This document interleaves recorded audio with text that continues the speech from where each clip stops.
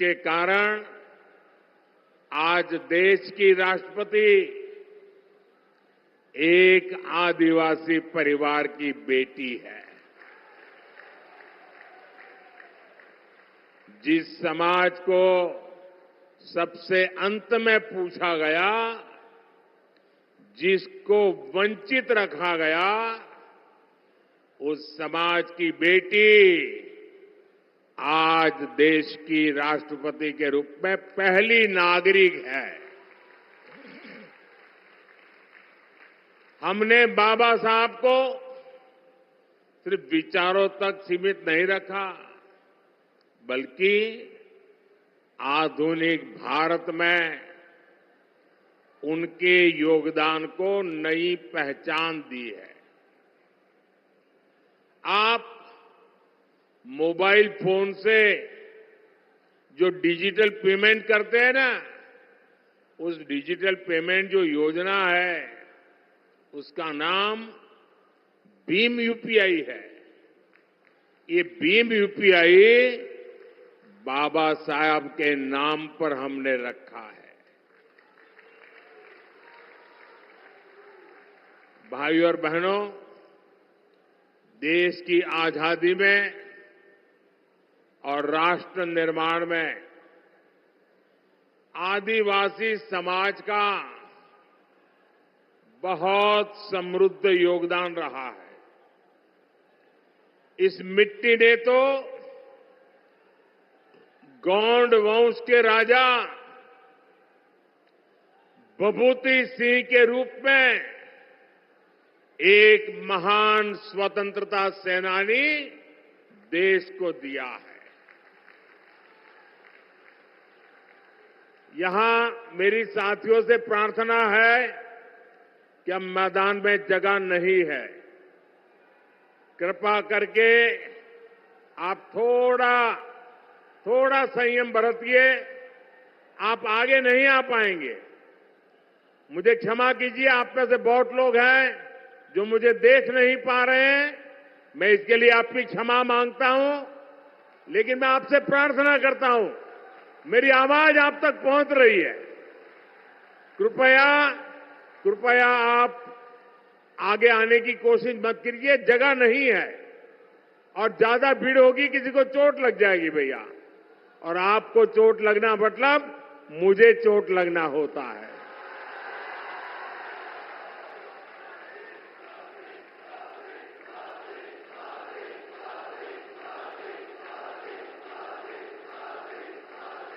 साथियों, कांग्रेस ने आदिवासी समाज के योगदान को कभी भी स्वीकार नहीं किया। भगवान बिरसा मुंडा के जन्म दिवस को राष्ट्रीय जनजातीय गौरव दिवस के रूप में घोषित करने का सौभाग्य भी बीजेपी की सरकार को मिला है। साथियों, कमाल देखिए, आजादी के अनेक दशक तक कांग्रेस के एक ही परिवार ने सीधे या रिमोट कंट्रोल से सरकार चलाई है। इसी परिवार ने देश में आपातकाल इमरजेंसी लगाई थी। कांग्रेस ने देश भर में लोकतांत्रिक सरकारों को जब मर्जी तब उसे पत्ते की महल की तरह गिरा देते थे। कांग्रेस ने अपने हिसाब से इतिहास को तोड़ा मरोड़ा और मर्जी मुजब लिखवाया और खुद का ही महिमा मंडन करवाया। कांग्रेस की माने तो तब लोकतंत्र ठीक चल रहा था, फल फूल रहा था, ऐसे वो मार रहे गप्पे। लेकिन जैसे ही गरीब घर का बेटा प्रधानमंत्री बना तो कांग्रेस अफवाह फैलाने लगी कि मोदी आया है, संविधान और लोकतंत्र पे खतरा हो जाएगा। ये कांग्रेस वाले आपको पता नहीं है, ये बाबा साहब का संविधान है ना, उसके कारण तो मोदी यहां पहुंचा है।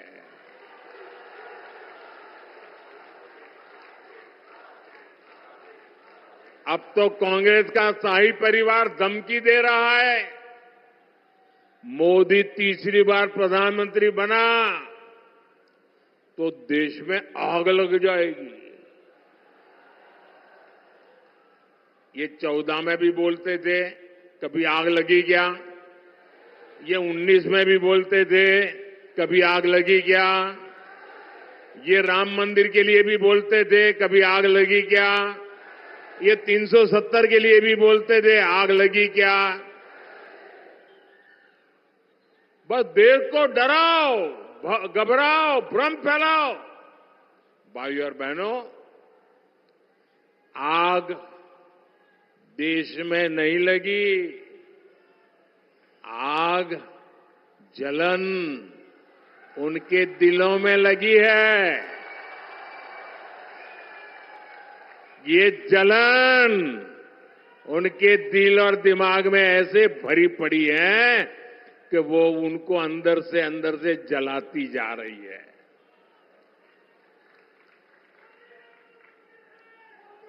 और ये जलन भी मोदी के कारण नहीं है, ये जलन 140 करोड़ देशवासियों का मोदी के प्रति प्रेम के कारण है। वो ये प्रेम भी सहन नहीं कर पा रहे। भाइयों बहनों, ये लोग 10 साल से सत्ता से बाहर है।